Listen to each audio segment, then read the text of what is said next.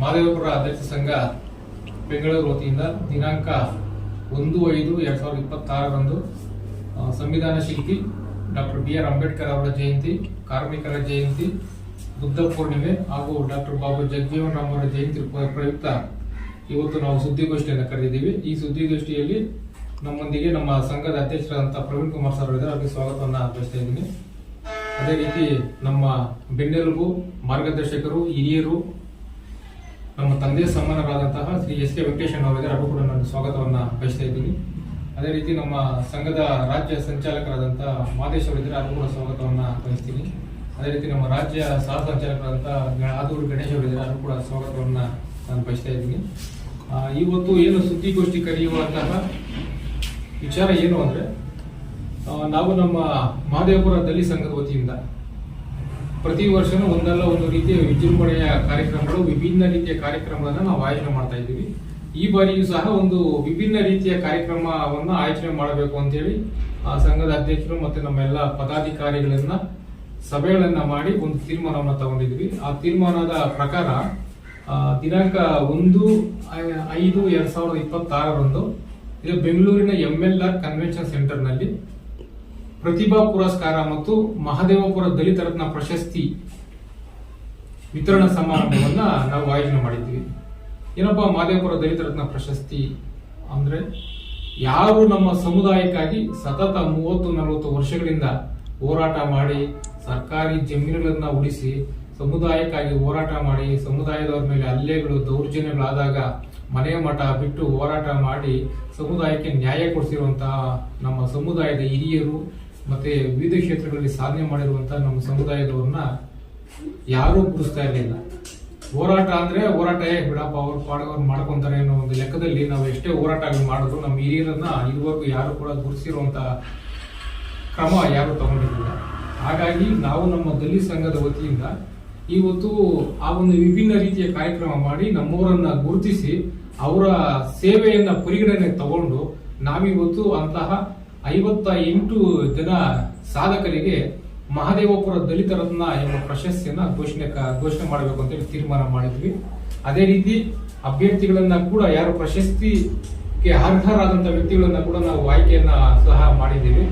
ಅದರ ಜೊತೆಗೆ ಈ ಪ್ರಸ್ತುತ 2025-26ನೇ ಸಾಲಿನಲ್ಲಿ SSLC ಮತ್ತು PUCಯಲ್ಲಿ ಉನ್ನತ ಮಟ್ಟದಲ್ಲಿ ಅಂಕಗಳನ್ನು ಗಳಿಸಿ ಉತ್ತೀರ್ಣರಾದಂತಹ ಪ್ರತಿಭಾನ್ವಿತ ವಿದ್ಯಾರ್ಥಿಗಳಿಗೆ ಪ್ರತಿಭಾ ಪುರಸ್ಕಾರ ಕಾರ್ಯಕ್ರಮವನ್ನು ಕೂಡ ನಾವು ಈ ಬಾರಿ ಆಯೋಜನೆ ಮಾಡಿದ್ದೀವಿ. ಮತ್ತೊಂದು ವಿಶೇಷ ಏನು ಅಂದ್ರೆ, 1ನೇ ತಾರೀಕಿಗೆ ಬುದ್ಧ ಪೂರ್ಣಿಮೆಯೂ ಸಹ ಅವತ್ತೇ ಇರೋದು.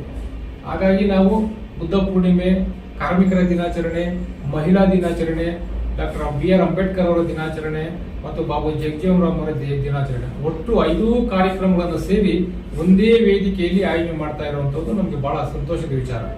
ಈ ರೀತಿಯ 5 ಕಾರ್ಯಕ್ರಮಗಳನ್ನ ಒಂದೇ ಸಲ್ಲಿಸಿರೋದು ನಮ್ಮ ಪುಣ್ಯ ಅಂತ ನಾವು ಭಾವಿಸ್ತಾ ಇದ್ದೀವಿ. ಯಾಕಂದ್ರೆ ಎಲ್ಲ ಪುಣ್ಯ ಪುರುಷರು ಒಂದೇ ವೇದಿಕೆಯಲ್ಲಿ ನಾವು ಅವ್ರನ್ನ ಇಟ್ಟು ಪೂಜೆ ಮಾಡ್ತಾ ಇರುವಂತದ್ದು ನಮಗೆ ಬಹಳ ಸಂತೋಷಕರವಾದ ವಿಚಾರ. ಹಾಗಾಗಿ ಈ ಬಾರಿ ಈ ತರ ಒಂದು ವಿಭಿನ್ನವಾದ ಕಾರ್ಯಕ್ರಮವನ್ನು ಆಯೋಜನೆ ಮಾಡಿದ್ದೀವಿ. ಈ ಕಾರ್ಯಕ್ರಮಕ್ಕೆ ಸರ್ವರಿಗೂ ನಾವು ಆಧಾರದ ಪ್ರೀತಿಯ ಸುಸ್ವಾಗತವನ್ನು ಬಯಸ್ತಾ ಇದ್ದೀವಿ. ಎಲ್ಲಿದ್ದೀರಾ, ಇಡೀ ರಾಜ್ಯಾದ್ಯಂತ ಯಾರ್ಯಾರು ಅಂಬೇಡ್ಕರ್ ಅಭಿಮಾನಿಗಳಿದ್ದೀರಾ, ಬುದ್ಧನ ಅಭಿಮಾನಿಗಳಿದ್ದೀರಾ, ಮಹಿಳಾ ಅಭಿಮಾನಿಗಳು, ಕಾರ್ಮಿಕರು, ಪ್ರತಿಯೊಬ್ಬರು ಕೂಡ ಈ ಕಾರ್ಯಕ್ರಮಕ್ಕೆ ಆಗಮಿಸಿ ಕಾರ್ಯಕ್ರಮವನ್ನ ಯಶಸ್ವಿ ಮಾಡಬೇಕಂತೇಳಿ ನನ್ನ ಸಮಸ್ತ ನಾಡಿನ ಜನತೆಯಲ್ಲಿ ನಾನು ಮನವಿಯನ್ನ ಮಾಡ್ತಾ ಇದ್ದೀನಿ. ಈ ಕಾರ್ಯಕ್ರಮಕ್ಕೆ ನಾವು ಮುಖ್ಯ ಅತಿಥಿಗಳನ್ನಾಗಿ ನಮ್ಮದೇ ಸಮುದಾಯದವರು ಬಹಳಷ್ಟು ಸಾಧನೆಗಳನ್ನು ಮಾಡಿರುವಂತಹ ವ್ಯಕ್ತಿ ಡಾಕ್ಟರ್ ಟಿ. ಯಲ್ಲಪ್ಪರವರು, ಅವರನ್ನ ನಾವು ಮುಖ್ಯ ಅತಿಥಿಗಳನ್ನಾಗಿ ಆಯೋಜನೆ ಮಾಡಿದ್ದೀವಿ. ಅವ್ರ ಕಡೆಯಿಂದ ಮಕ್ಕಳಿಗೆ ಒಂದು ಭಾಷಣವನ್ನ ಕೂಡ ಏರ್ಪಡಿಸಿದ್ದೀವಿ. ಮಕ್ಕಳಿಗೆ ಆಶಯವನ್ನ ಮತ್ತೆ ಸ್ಫೂರ್ತಿ ಭಾಷಣವನ್ನ ಡಾಕ್ಟರ್ ಯಲ್ಲಪ್ಪ ಅವರ ಕಡೆಯಿಂದ ನಾವು ಆಯೋಜನೆ ಮಾಡಿದ್ದೀವಿ. ಮತ್ತೊಬ್ರು ಮುಖ್ಯ ಅತಿಥಿಗಳಾಗಿ ಯುವ ಕವಿ ಸುಧಾಕರ್ ಅವರನ್ನ ಕೂಡ ನಾವು ಈ ಕಾರ್ಯಕ್ರಮಕ್ಕೆ ಆಯೋಜನೆ ಮಾಡಿದ್ದೀವಿ.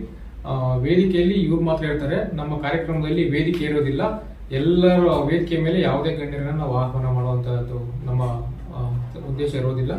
ಪ್ರಶಸ್ತಿಗೆ ಆಯ್ಕೆಯಾಗಿರುವಂತಹ ಪ್ರತಿಯೊಬ್ಬರು ಕೂಡ ವೇದಿಕೆ ಮುಂಭಾಗದಲ್ಲಿ ಅವರಿಗೆ ಪ್ರತ್ಯೇಕವಾದ ಆಸನಗಳನ್ನ ವ್ಯವಸ್ಥೆ ಮಾಡಿರ್ತೀವಿ.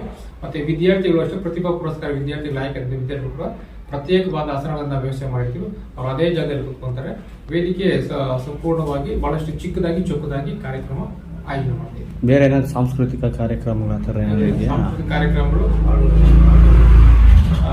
ಅಂಬೇಡ್ಕರ್ಗೆ ಸಂಬಂಧಪಟ್ಟಂತ ಕ್ರಾಂತಿ ಗೀತೆಗಳನ್ನ ಮತ್ತೆ ಅದಕ್ಕೆ ಸಂಬಂಧಪಟ್ಟಂತ ನೃತ್ಯಗಳು ಕೂಡ ನಾವು ಆಯೋಜನೆ ಮಾಡಿದ್ದೀವಿ. ಈಗಾಗಲೇ ನಮ್ಮ ಪ್ರಧಾನ ಕಾರ್ಯದರ್ಶಿಗಳು ವಕೀಲರು ಆದಂಥ ವಿಕ್ರಮ್ ಅವರು ನಮ್ಮ ಈ ಕಾರ್ಯಕ್ರಮದ ಸ್ವರೂಪ ಏನಿದೆ ಅಂತ ಬಹಳ ಸ್ಪಷ್ಟವಾಗಿ ಎಲ್ಲ ವಿಚಾರಗಳನ್ನು ತಿಳಿಸಿದ್ದಾರೆ. ಸೊ ಹಾಗಾಗಿ ದಯವಿಟ್ಟು ಎಲ್ಲರೂ ಮಹದೇವಪುರ ಕ್ಷೇತ್ರದ ಎಲ್ಲ ದಲಿತರು, ಕಾರ್ಮಿಕರು ಒಂದು ಸೇರಿ ಕಾರ್ಯಕ್ರಮ ಯಶಸ್ವಿ ಮಾಡಬೇಕು ಅಂತ ನಿಮ್ಮೆಲ್ಲರೂ ಪ್ರಾರ್ಥಿಸ್ತಾ ಇದ್ದೀನಿ. ಜೈ ಭೀಮ್, ಜೈ ಸಂವಿಧಾನ. ಮಹದೇವಪುರ ದಲಿತ ಸಂಘದ ವತಿಯಿಂದ ದಿನಾಂಕ 1ನೇ ತಾರೀಕು ಮೇ 1ನೇ ತಾರೀಕು ಶುಕ್ರವಾರ ಬೆಳಗ್ಗೆ 11 ಗಂಟೆಗೆ ಕಾರ್ಯಕ್ರಮ ಶುರುವಾಗಲಿದೆ. ಬೆಳಗ್ಗೆ 10:30 ಗಂಟೆಗೆ ಎಲ್ಲ ಮುಖಂಡರುಗಳು, ತಮ್ಮ ಅಭಿಮಾನಿಗಳು, ಹಾಗೆಯೇ ತಮ್ಮ ಕುಟುಂಬದವರು, ಈಗಾಗಲೇ ನಾವು ವಿದ್ಯಾರ್ಥಿಗಳು ಮನೆ ಭೇಟಿ ಮಾಡಿ ಅವ್ರ ತಂದೆ ತಾಯಿಗಳಿಗೂ ಸಹ ನಾವು ಆಹ್ವಾನ ನೀಡಿದ್ದೀವಿ. ಹಾಗಾಗಿ ಹೆಚ್ಚಿನ ಸಂಖ್ಯೆಯಲ್ಲಿ ಇವತ್ತು ಜನ ಸೇರಬೇಕಂತೇಳಿ ಕೇಳ್ಕೊತಾ ಇದ್ದೀವಿ. ಅಲ್ಲಿ MLR ಕನ್ವೆನ್ಷನ್ ಹಾಲ್ ಅಂತೇಳಿ ಒಂದು AC ಹಾಲ್, ಅದರಲ್ಲಿ ನಾವು ಹವಾನಿಯಂತ್ರಿತ ಕೊಠಡಿಯಲ್ಲಿ ಮಕ್ಕಳಿಗೆ ವಿಶಿಷ್ಟವಾಗಿ ಮಕ್ಕಳು ಚೆನ್ನಾಗಿ ಓದಬೇಕು ಅನ್ನೋ ಒಂದು ಉದ್ದೇಶದಿಂದ ನಾವು ನಮ್ಮ ಸ್ವಂತ ಖರ್ಚುಗಳು ಹಾಗೂ ನಮ್ಮ ಸಮುದಾಯದ ಕೆಲವು ವ್ಯಕ್ತಿಗಳ ಕಡೆಯಿಂದ ಮಾತ್ರ, ಸಮಾನ ಮನಸ್ಕರ ಕಡೆಯಿಂದ ನಾವು ವಂತಿಗೆಯನ್ನ ಪಡೆದು ಈ ಒಂದು ಅದ್ದೂರಿ ಕಾರ್ಯಕ್ರಮ ಸುಮಾರು 8ರಿಂದ 10 ಲಕ್ಷ ರೂಪಾಯಿ ನಮ್ದು ಒಂದು ಗುರಿ ಇದೆ. ಅಷ್ಟರೊಳಗಡೆ ಈ ಕಾರ್ಯಕ್ರಮ ಮುಗಿಸ್ಬೇಕಂತೇಳಿ ಅದ್ದೂರಿಯಾಗಿ ಮಾಡ್ತಾ ಇದ್ದೀವಿ. ಈ ಒಂದು ಕಾರ್ಯಕ್ರಮಕ್ಕೆ ನಾವು ರಾಜಕೀಯೇತರವಾಗಿ ಮಹದೇವಪುರದಲ್ಲಿ ಕಾರ್ಯಕ್ರಮ ಮಾಡಬೇಕು. ಯಾವುದೇ ರೀತಿ ರಾಜಕೀಯ ಪಕ್ಷಗಳ ಮುಖಂಡರುಗಳಿಗೆ ವೇದಿಕೆ ನೀಡಿ ಅಥವಾ ಅವ್ರಿಗೆ ಯಾರೋ ಒಬ್ಬ ಲೀಡರ್ ಪರವಾಗಿ ಈ ಒಂದು ಕಾರ್ಯಕ್ರಮ ಮಾಡ್ತಾ ಇಲ್ಲ. ಎಲ್ಲ ಮಹದೇವಪುರ ದಲಿತರ ಸ್ವಾಭಿಮಾನಕ್ಕೋಸ್ಕರ ಈ ಒಂದು ಕಾರ್ಯಕ್ರಮ ಮಾಡ್ತಾ ಇದೀವಿ. ಹಾಗೇನೆ ಈ ಕಾರ್ಯಕ್ರಮ ಮಾಡಬೇಕು ಅಂತ ಹೇಳಿದಾಗ ಹಲವಾರು ಹಿರಿಯರು ನಮಗೆ ಕೆಲವಾರು ರೀತಿಯಲ್ಲಿ ಮಾಡೋದಕ್ಕೆ ನಮಗೆ ಅವರು ಸೂಚನೆ ಸಲಹೆಗಳು ಕೊಟ್ಟಿದ್ರು. ಅವೆಲ್ಲವನ್ನು ಕ್ರೋಢೀಕರಿಸಿ ನಾವು ಬಹಳ ಅರ್ಥಪೂರ್ಣವಾಗಿರ್ಬೇಕಂತೇಳಿ ಮೊದಲಿಗೆ ಮಕ್ಕಳಿಗೆ SSLC PUC ಓದಿರ್ತಕ್ಕಂಥ ಮಕ್ಕಳು 100 ಮಕ್ಕಳನ್ನ ಗುರುತಿಸಿ ಅವ್ರಿಗೆ ಸನ್ಮಾನ ಮಾಡ್ಬೇಕಂತ ತಿಳ್ಕೊಂಡಿದ್ವಿ. ಹಾಗೇನೆ ಚರ್ಚೆ ಮಾಡ್ತಾ ಇರ್ಬೇಕಾದ್ರೆ ನಮ್ಮೊಟ್ಟಿಗೆನೆ ಹಲವಾರು ಸಂಘ ಸಂಸ್ಥೆಗಳಲ್ಲಿ ಮತ್ತೆ ವಿದ್ಯಾಕ್ಷೇತ್ರದಲ್ಲಿ ರಾಜಕೀಯದಲ್ಲೂ ಸ್ವಲ್ಪ ಮೆಂಬರ್ಗಳು ಅದಿದಾಗಿ ಇವತ್ತಿನ ದಿನದಲ್ಲಿ ನಾವು ಒಂದು ಗ್ರಾಮದಲ್ಲಿ ನಮ್ಮ ಜನನ ನೀವು ಒಳಮಿಸ್ಲಿಕ್ಕೆ ಓಡಾಡ್ತಾ ಇದ್ದೀವಿ. ಅಂತ ವಿಚಾರದಲ್ಲೂ ಕೂಡ ಇವತ್ತು ಕೆಲವು ಜಾತಿಯ ನಾಯಕರು ಮಾತ್ರ ರಾಜ್ಯಾಧಿಕಾರ ಪಡೆದಿದ್ದಾರೆ. ಇವತ್ತು ವಿಲೇಜ್ ಮೆಂಬರ್ ಆಗ್ಬೇಕಂದ್ರೂ ಕೂಡ ಕಷ್ಟ ಇದೆ. ಅಂಥದ್ರಲ್ಲಿ ನಮ್ಮ ಜೊತೆಗಳಲ್ಲೇ ಇದ್ಕೊಂಡು ಬಹಳಷ್ಟು ಹೋರಾಟ ಮಾಡಿ 2 ಸಾರಿ 3 ಸಾರಿ ಚೇರ್ಮನ್ಗಳಾಗಿರೋರಿದ್ದಾರೆ, 4-5 ಸಾರಿ ಮೆಂಬರ್ಗಳಾಗಿರೋರಿದ್ದಾರೆ. ಮತ್ತೆ ಶಿಕ್ಷಣ ಕ್ಷೇತ್ರದಲ್ಲಿ 8-10 ಪದವಿಗಳನ್ನು ಪಡೆದಿದ್ದಾರೆ, ಕವಿಗಳಾಗಿದ್ದಾರೆ, ನಮ್ಮ ಜೊತೆಗಿದ್ದಾರೆ. ಆದ್ರೂ ಅವ್ರು ನಮ್ಮ ಕವಿಗಳು, ಇವರು 8 ಪ್ರಶಸ್ತಿ ಪಡೆದಿದ್ದಾರೆ. ಇನ್ನೊಂದಷ್ಟು ಹಲವಾರು ರೀತಿ ಮಾಡಿದ್ದಾರೆ. ಒಂದು ಫ್ಲಾಗ್ ಹಾಸ್ಟಿಂಗ್ ಅನ್ನು 97 ಬಾರಿ ಮಾಡಿರೋ ವ್ಯಕ್ತಿಗಳು ನಮ್ಮ ಜೊತೆಲಿದ್ದಾರೆ. ಇವರೆಲ್ಲ ನಮ್ಮ ಸಮುದಾಯಕ್ಕೆ ಒಂದು ಕೊಡುಗೆ. ಇವನ್ನೆಲ್ಲ ಗುರುತಿಸಿ ನಾವು ಮಹದೇವಪುರ ದಲಿತ ರತ್ನ ಅಂತೇಳಿ 10 ಜನಕ್ಕೆ ಮಾಡೋಣ ಅಂತ ತಿಳ್ಕೊಂಡಿದ್ವಿ. ಆದ್ರೆ ಇದು ಮೊದಲನೇ ಬಾರಿ ಮಾಡ್ತಾ ಇರೋದ್ರಿಂದ ಭಿನ್ನಾಭಿಪ್ರಾಯ ಬರಬಾರ್ದು ಅಂತೇಳಿ 50ಕ್ಕೆ ಮಾಡಿದ್ವಿ. ಮತ್ತೆ ಈಗ 58 ಜನಕ್ಕೆ ಗುರುತಿಸಿ ಇದು ಮಾಡಿದ್ವಿ. ಉಳಿದಿರ್ತಕ್ಕಂಥ ಜನಕ್ಕೂ ಸಹ ಬರೋ ವರ್ಷದಲ್ಲಿ ನಾವು ಕಾರ್ಯಕ್ರಮ ಮಾಡೋಣ ಅಂತೇಳಿ ಈಗ 58 ಜನ ಗುರುತಿಸಿದ್ವಿ. 11 ಗಂಟೆಗೆ ಶುರು ಆಗುತ್ತೆ.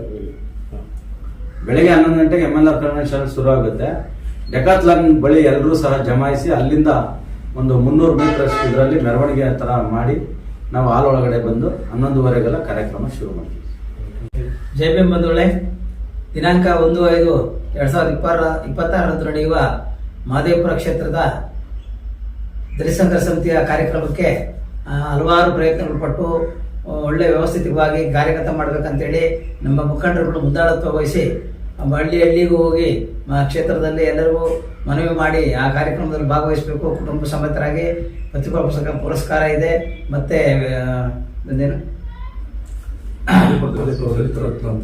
ಮಹದೇವಪುರ ದಲಿತ ರತ್ನ ಅಂತ ಈ ದಲಿತ ಸಂಘದಲ್ಲಿ ಕೆಲಸ ಮಾಡಿರ್ತಕ್ಕಂಥ ಅವ್ರನ್ನ ಗುರುತಿಸಿ ಅವರು ಪುರಸ್ಕಾರ ಆಗಿರೋದಕ್ಕೆ ಪ್ರಯತ್ನ ಪಟ್ಟಿರೋದು. ಅದು ಯಶಸ್ವಿ ಆಗಲಿ ಅಂತ ಹೇಳ್ತಾ, ನಮ್ಮಿಂದ ಏನೇ ಸಹಕಾರ ಇದ್ರು ಕೂಡ ಅವರು ಹಿಂಬಾಲಕರಾಗಿ ನಾವು ಸಹಕಾರ ಕೊಡ್ತೀವಿ. ಅದು ಯಶಸ್ವಿ ಆಗಲಿ ಅಂತ ಹಾರೈಸ್ತಾ ನನ್ನ ಇದನ್ನ ಮುಗಿಸ್ತೀನಿ. ಜೈ ಭಾರತ್.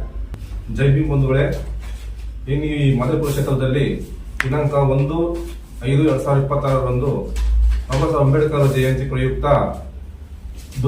ಬುದ್ಧನ ಪೂರ್ಣಿಮೆ ಪ್ರಯುಕ್ತ ಅಂಬೇಡ್ಕರ್ ಜಯಂತಿಯನ್ನು ಆಯೋಜಿಸಿದ್ದೇವೆ. ಈ ಮಾದೇಪುರ ಕ್ಷೇತ್ರದ ಎಲ್ಲಾ ದಲಿತರು ಈ ಕಾರ್ಯಕ್ರಮಕ್ಕೆ ಬಂದು ಕಾರ್ಯಕ್ರಮ ಯಶಸ್ವಿಗೊಳಿಸಬೇಕೆಂದು ತಮ್ಮಲ್ಲಿ ನಾವು ಕೇಳ್ಕೊಂತ ಇದ್ದೀವಿ. ಜೈ ಭೀಮ್.